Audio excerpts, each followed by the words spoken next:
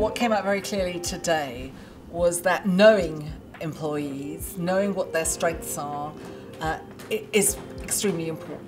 Employee engagement is important to business because it translates into the bottom line. The more energy you put into your team, the more energy they'll be able to give you back. If you think about the biggest asset that you've got in businesses, it's the people. Actually, all that talent, that potential. In the current market that we're in at the moment, we need to really align our employees to understand what the business drivers are to help us survive the difficult times that we've got. The great thing about employee engagement is that it brings two things together. It's a win for the company or the organisation, but it's absolutely a win for the individual too. And all the work that's being done on well-being points to how important satisfactory and fulfilling working lives are for people. The relationship between productivity, health and wellness, that needs to be sent out a bit more, and how can we help with that? Because obviously productivity is very much dependent on the health and wellness of the workforce. FAST exists to significantly accelerate commerce and learning through innovation and thought, whilst contributing to our customers' success. Once we'd actually identified that and built that as a little capsule, the whole company just understood and pulled together. We were already very much an aligned business anyway. That really did help lift it. There is a lot of interest, I think, in how to do it, because I think it's hard to say, oh, employee engagement's a bad idea. No one's going to say that.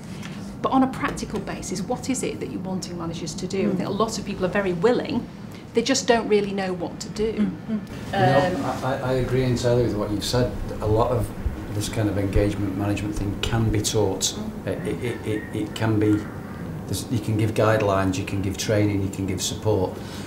But I'm sure our industry isn't any different from any other industries. There are some people that just aren't interested in doing it. Well, that's right, in my opinion. Why have people do roles that maybe they don't really want to do?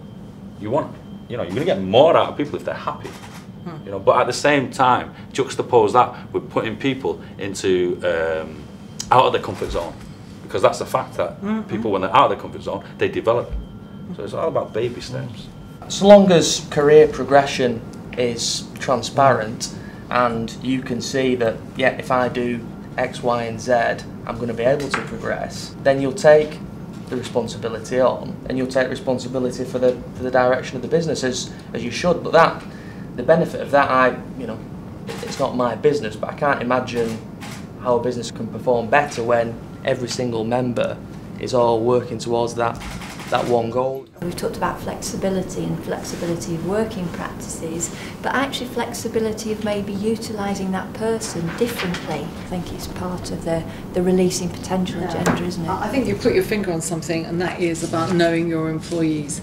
And you can do that in the largest organisation. If you ask Tesco, one of the key criteria for successful line management in Tesco, they expect people to know their people. As we come out of the recession, the ability of companies, of organisations and of individuals to meet the new challenges, to innovate, to change, employee engagement is going to be absolutely fundamental to that. And I think that what happened in the discussion today really showed that absolutely clearly.